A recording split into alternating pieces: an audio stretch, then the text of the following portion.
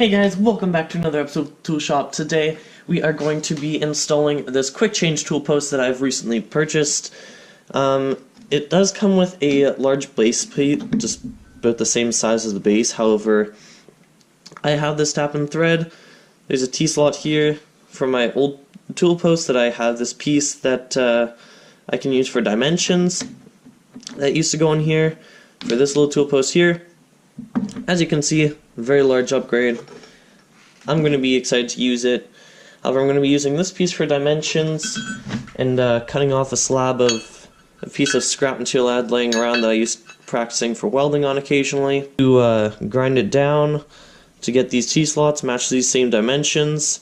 And I'm going to be coming in, drilling it, and then tapping it with this M16 by 1.5. So in that, let's get into it, guys.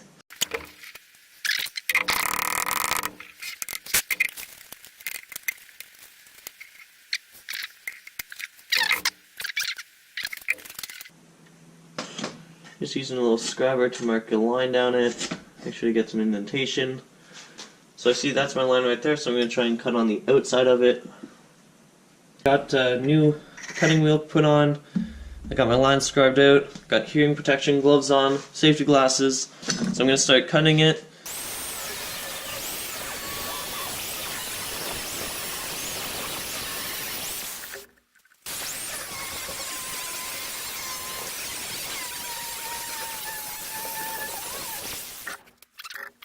Let's move over to this 2x72 inch belt grinder and we're going to clean this up. This is my 2x72 inch belt grinder. I designed it all myself. I've machined it, manufactured it, welded it. Everything has been myself. I've had some help with learning processes on how to do this. Like a lot of this was practicing like MIG welding. I've just done stick welding, TIG welding on it. So I've done a lot of different processes on it. I also machined all my wheels on my lathe, press the bearings and everything. This is a 60 grit ceramic belt. I'm just going to go through, clean it up, make sure everything's flat and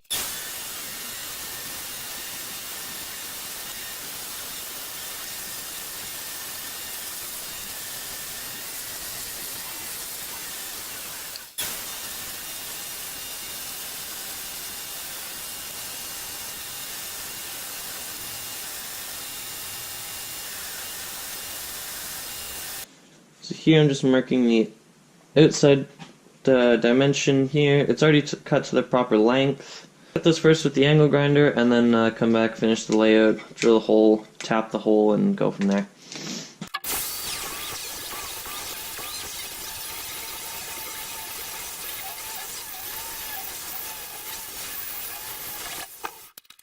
Alright guys, so you just saw me cut that off. I have these down to the final shape, or down to the rough dimensions, so I can just grind down this side.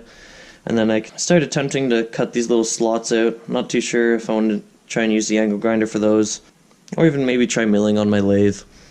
Either way, let's get back to it.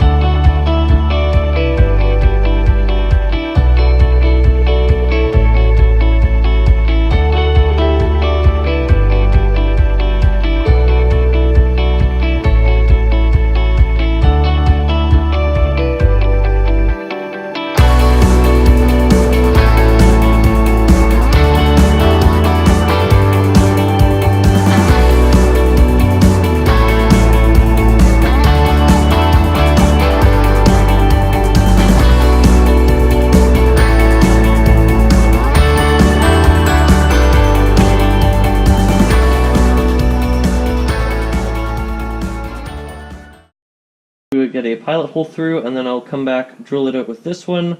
I'll probably skip over filming, drilling all this and tapping, but we're going to start the hole and go from there.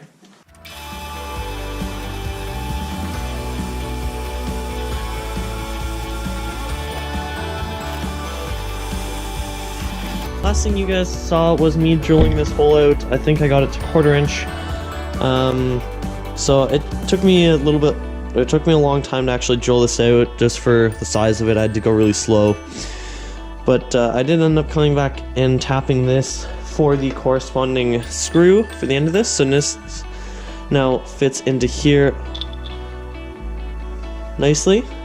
You also watched as I milled these slots out on my lathe with my other tool post as well.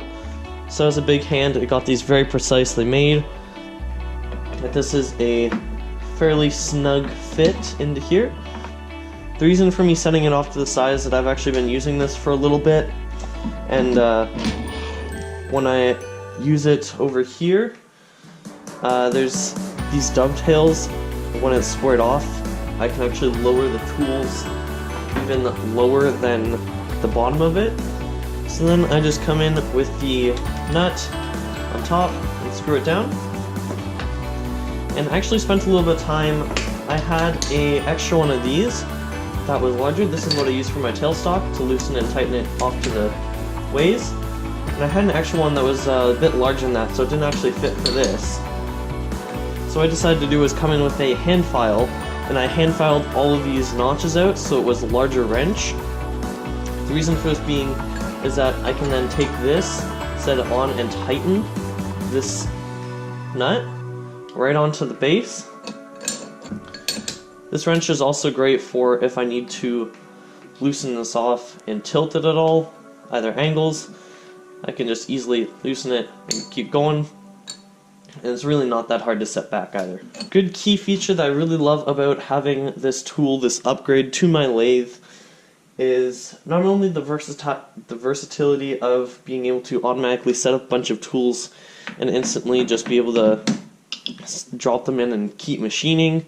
So not only for the speed factor, but also the fact that they have these screws on them means that whenever I want to change the tooling inside of these, when I want to set it up, I just can bring over my live center up here, bring my lathe over to it, and then I just have to keep twisting and screwing these up and down until I get the right height.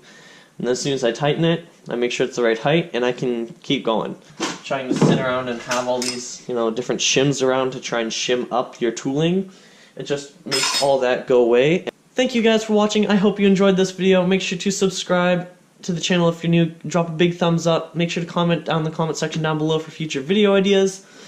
I hope you found this informative. One thing I don't think I covered was as to why I ended up cutting this off instead of just using the base plate that came with it. The reason for this being is that the size of the base plate is really big and would just be a pain for me to try and machine stuff around it. It was super thick, like an extra 1/8 of an inch thick, and was at least probably 1/2 an inch big on each side. So the reason I ended up just finding a different piece of scrap steel, I machined it down. So if you look, this was for the other tool post, just not the same hole as this. But this is the reason why I ended up machining it out of a different piece of steel and not the steel that came with it, is due to the size factor. And I want to try and save time, make sure it's done right. And since I already had the tap for it, I just went for that. Thank you guys for watching. I hope you enjoyed. Make sure to have a great day, and we'll see you in the next one.